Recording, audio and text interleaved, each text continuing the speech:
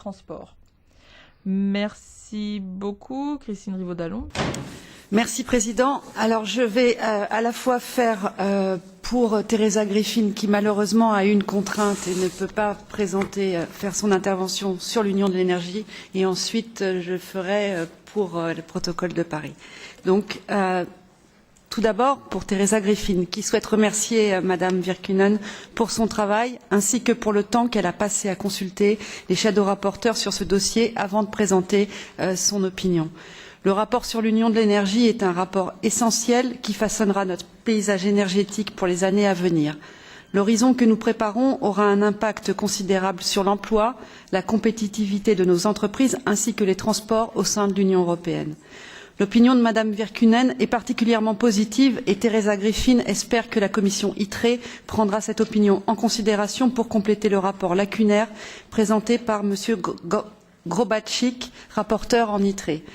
Teresa Griffin considère que les ajouts de Madame Virkkunen sur la nécessité de renforcer la mobilité électrique et l'électrification de nos modes de transport afin de diminuer nos émissions vont dans le bon sens. Quelques éléments cependant devraient être ajoutés à l'opinion. Tout d'abord, l'Union de l'énergie doit être encadrée par un système de gouvernance transversale, stable et transparent. Ce système de gouvernance doit aussi promouvoir le rôle de la société civile, des citoyens et des autorités locales. Ainsi, Teresa Griffin souhaite renforcer l'aspect social de cette opinion et ajouter des éléments pour s'assurer, par exemple, que les conditions de travail et les respects des règles sociales dans tous les modes de transport sont garantis. De la même façon, Teresa Griffin considère qu'il est essentiel de promouvoir les investissements publics et privés pour les infrastructures qui favorisent des modes de transport soutenables. Teresa Griffin est ravie de pouvoir travailler avec vous sur la suite de ce dossier et est certaine qu'une opinion équilibrée et positive sera présentée par la Commission des Transports. Donc ça, c'était pour Union de l'énergie. Maintenant, je passe au protocole de Paris.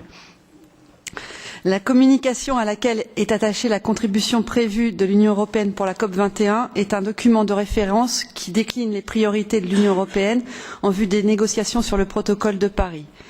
Avec plus de 195 parties prenantes, nous mesurons la tâche qui attend l'Union européenne et les États membres, mais nous devons être exigeants et envoyer un signal clair pour que l'Union européenne soit un fer de lance pour arriver à des objectifs contraignants et ambitieux.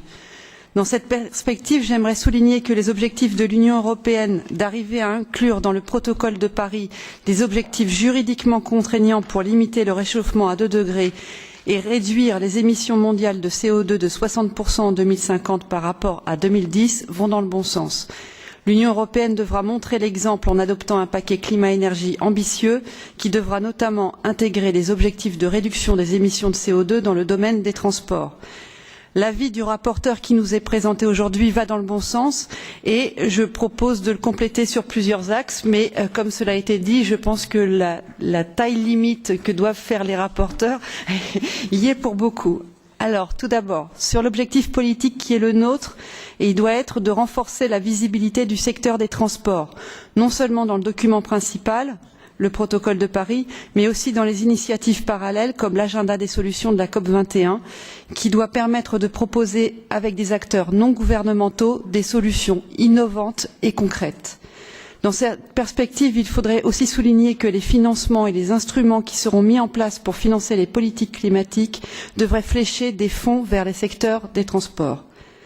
Par ailleurs, étant donné que plus de 70% de la population vit dans des zones urbaines et que les émissions en zone urbaine représentent environ un quart des émissions du secteur des transports, il est indispensable de mentionner les enjeux de mobilité urbaine durable comme un enjeu crucial pour atteindre les objectifs de la COP 21.